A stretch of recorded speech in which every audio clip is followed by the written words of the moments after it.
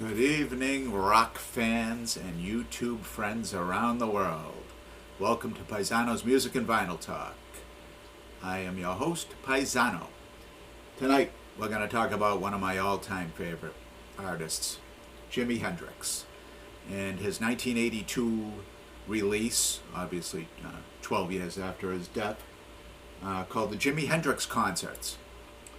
Now, this was an attempt to recreate a live Jimi Hendrix show. It was taken from 6 different concerts, and I believe there's 11 songs on this. Some of them they really stretch out on.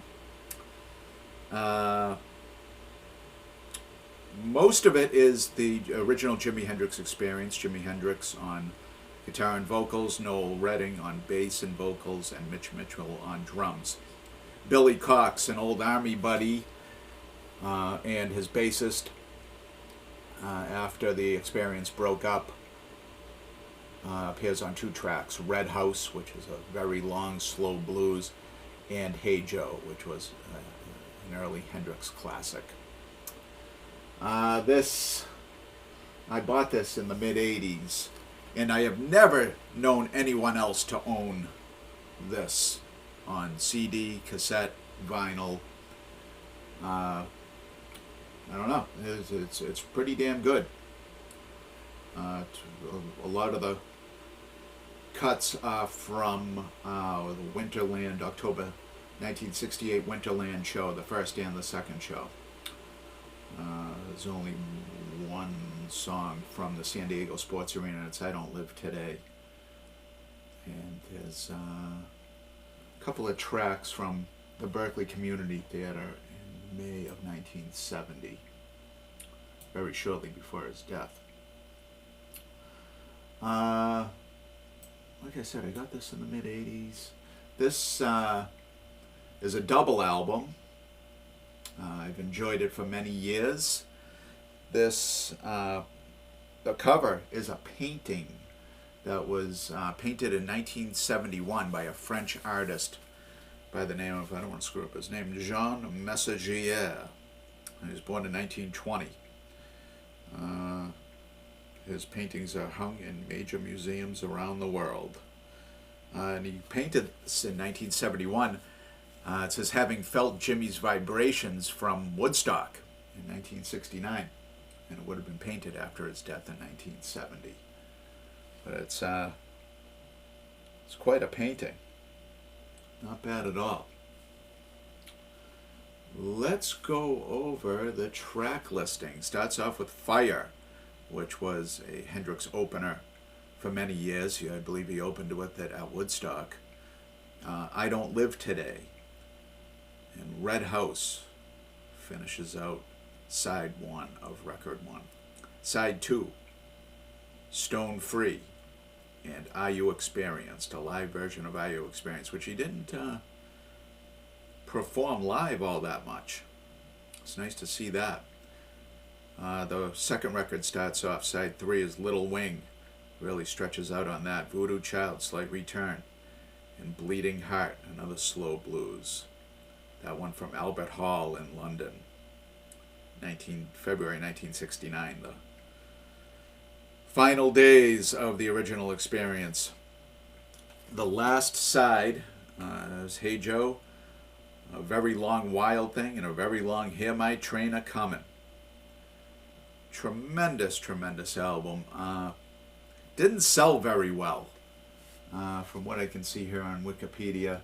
Did much better in the UK. It spent 11 weeks in the UK album charts, peaking at number 16.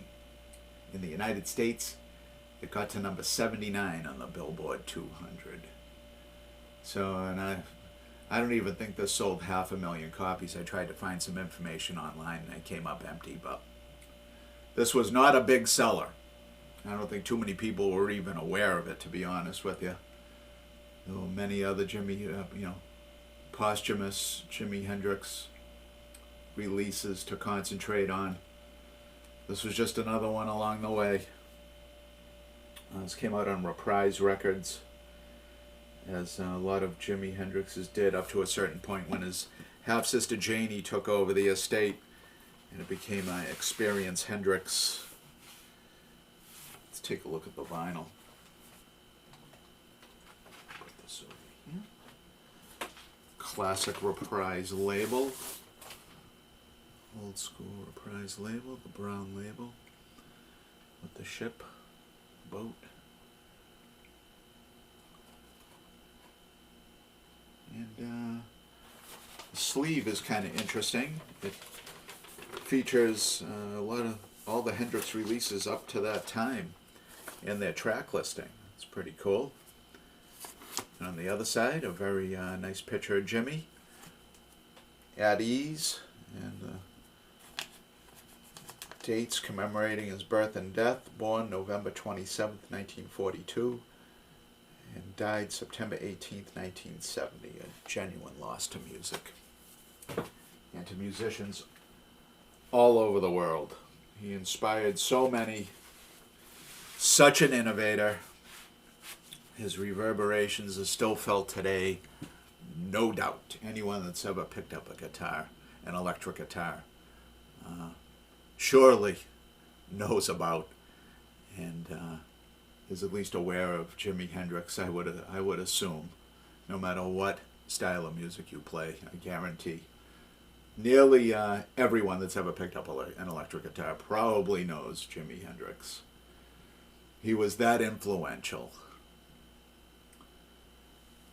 All right, I want to thank you guys for tuning in. Let's take a look at the inner. Like I said, it's a gatefold sleeve. Some pictures of Jimmy on stage. This is the only one I'm absolutely sure of its location. That was at the Monterey Pop Festival in 1967. I reviewed that album called Jimmy Plays Monterey earlier in my channel.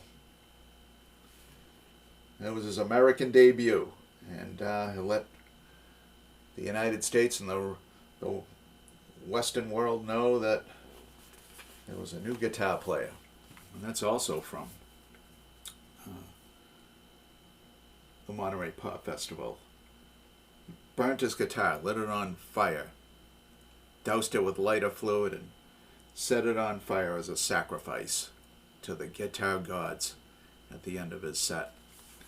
Classic moment in rock history. I want to thank you guys for tuning in. If you're enjoying our discussions, please like and subscribe.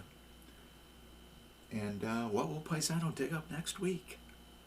That's the question on everybody's mind. Tune in. Find out. Thank you and good night, YouTube.